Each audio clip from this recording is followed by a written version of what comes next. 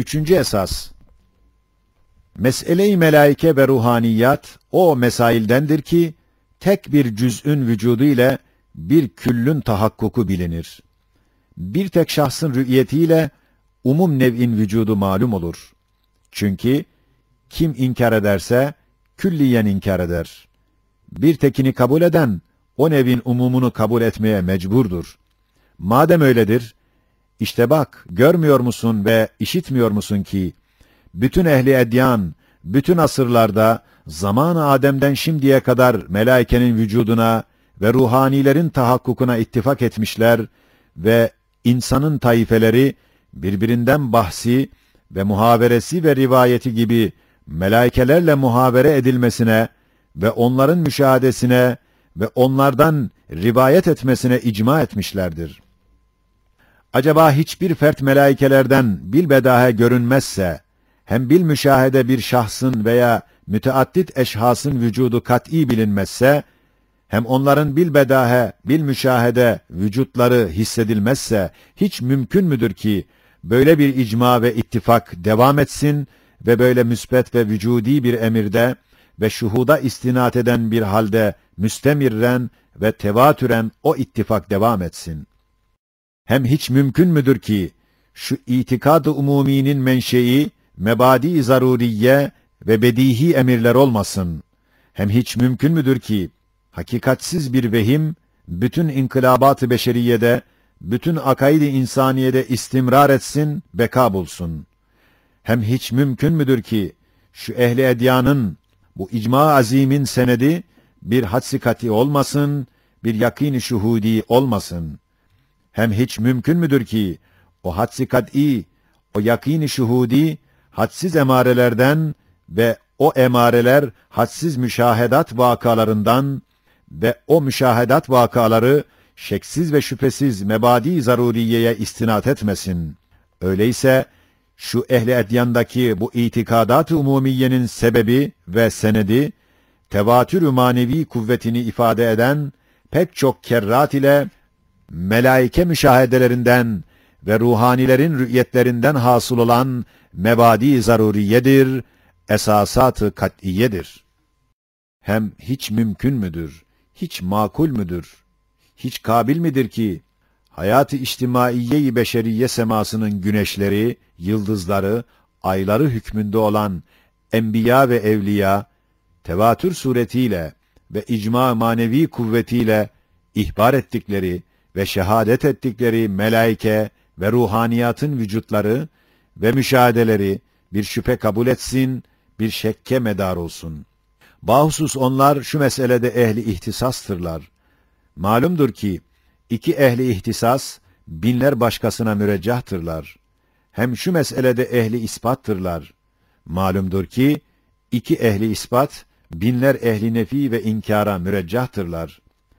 Ve bilhassa kainat semasında daim parlayan ve hiçbir vakit gurub etmeyen, alem-i hakikatın şems-ü şumusu olan Kur'an-ı Mucizül Beyan'ın ihbaratı ve risalet güneşi olan Zat-ı Ahmediye'nin aleyhissalatu vesselam şehadatı ve müşahedatı hiç kabil midir ki bir şüphe kabul etsin? Madem tek bir ruhaniyatın vücudu bir zamanda tahakkuk etse, şu nev'in umumen tahakkukunu gösteriyor. Ve madem şu nev'in vücudu tahakkuk ediyor, elbette onların sureti tahakkukunun en ahseni, en makulü, en makbulü, şeriatın şerh ettiği gibidir. Kur'an'ın gösterdiği gibidir.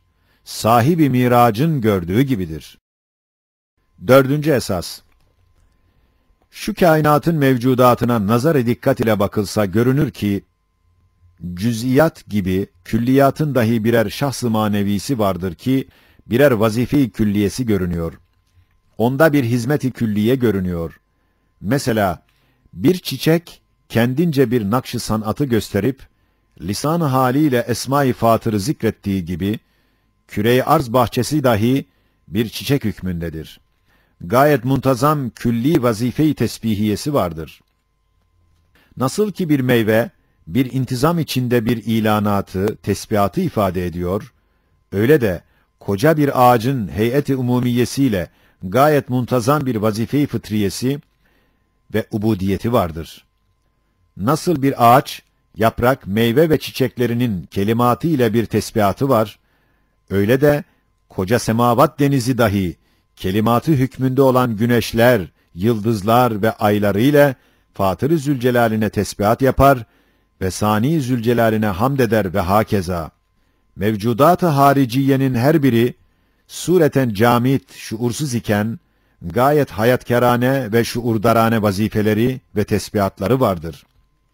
Elbette nasıl melaikeler bunların alemi melekûtta mümessilidirler, tesbihatlarını ifade ederler, bunlar dahi alemi mülk ve alemi şehadette o melaikelerin timsalleri, haneleri, mescitleri hükmündedirler. 24. sözün 4. dalında beyan edildiği gibi, şu saray alemin Sani Zülcelali, o saray içinde istihdam ettiği 4 kısım amelenin birincisi, melaike ve ruhanilerdir. Madem nebatat ve cemadat bilmeyerek ve bir bilenin emrinde gayet mühim ücretsiz hidemattadırlar ve hayvanat bir ücret-i cüz'iye mukabilinde bilmeyerek gayet külli maksatlara hizmet ediyorlar ve insan müeccel ve muaccel iki ücret mukabilinde o Sani Zülcelal'in makasıdını bilerek tevfiki hareket etmek ve her şeyde nefislerine de bir hisse çıkarmak ve sair hademelere nezaret etmek ile istihdam edilmeleri bilmüşahede görünüyor. Elbette 4. kısım, belki en birinci kısım olan hizmetkarlar, ameleler bulunacaktır. Hem insana benzer ki, o Sani Zülcelal'in makasıd-ı külliyesini bilir bir ubudiyet ile tevfiki hareket ederler. Hem insanın hilafını olarak hazz-ı nefisten ve cüz'i ücretlerden tecerrüt ederek yalnız Sani Zülcelal'in nazarıyla, emriyle, teveccühüyle, hesabıyla, namıyla ve kurbiyetiyle, ihtisas ile ve intisab ile hasıl ettikleri lezzet ve kemal ve zevk ve saadeti kâfi görüp halisen muhlisen çalışıyorlar. Cinslerine göre kainattaki mevcudatın envaına göre vazife-i ibadetleri tenevvü ediyor. Bir hükümetin muhtelif dairelerde muhtelif vazifedarları gibi saltanat-ı rububiyet dairelerinde vezâif-i ubudiyeti ve tesbihatı öyle tenevvü ediyor. Mesela Hazreti Mikail yeryüzü tarlasında ekilen masnuat-ı ilahiyeye Cenab-ı Hakk'ın havliyle, kuvvetiyle, hesabıyla, emriyle bir nazır-ı umumi hükmündedir. Tabir caizse umum çiftçi misal melaikelerin reisidir. Hem Fatır-ı Zülcelal'in izniyle, emriyle, kuvvetiyle, hikmetiyle, umum hayvanatın manevi çobanlarının reisi, büyük bir melek-i müekkeli vardır. İşte madem şu mevcudatı hariciyenin her birisinin üstünde birer melek-i müekkel var olmak lazım gelir. Ta ki o cismin gösterdiği vezâif-i ubudiyet ve hidemat-ı tesbihiyesini alemi melekûtta temsil etsin, dergâh-ı uluhiyete bilerek takdim etsin. Elbette muhbir-i sadıkın rivayet ettiği melaikeler hakkındaki suretler gayet münasiptir ve makuldür. Mesela ferman etmiş ki bazı melaikeler bulunur, 40 başı veya 40.000 başı var. Her başta 40.000 ağzı var, her bir ağızda 40.000 dil ile 40.000 tesbihat yapar. Şu hakikat-ı hadisiyenin bir manası var, bir de sureti var. Manası şudur ki, melaikenin ibadatı hem gayet muntazamdır, mükemmeldir, hem gayet küllidir, geniştir. Ve şu hakikatin sureti ise şudur ki, bazı büyük mevcudat-ı cismaniye vardır ki, 40.000 baş, 40.000 tarz ile vezâif-i ubudiyeti yapar. Mesela sema güneşlerle, yıldızlarla tesbihat yapar.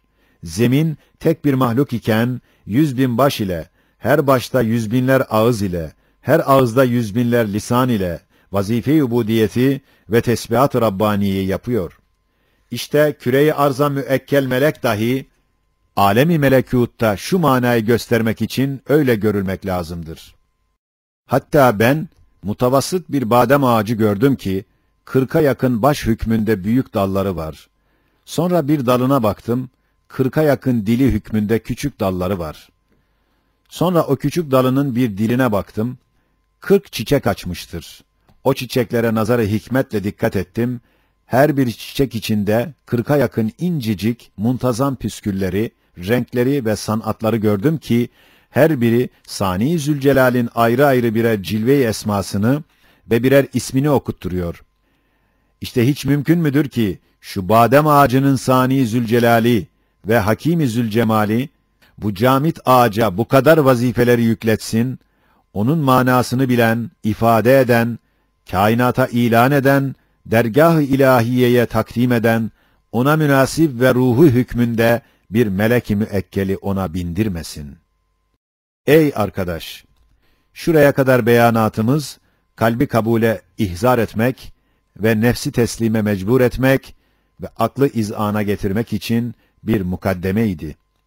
Eğer o mukaddemeyi bir derece fehmettin ise, melaikelerle görüşmek istersen hazır ol.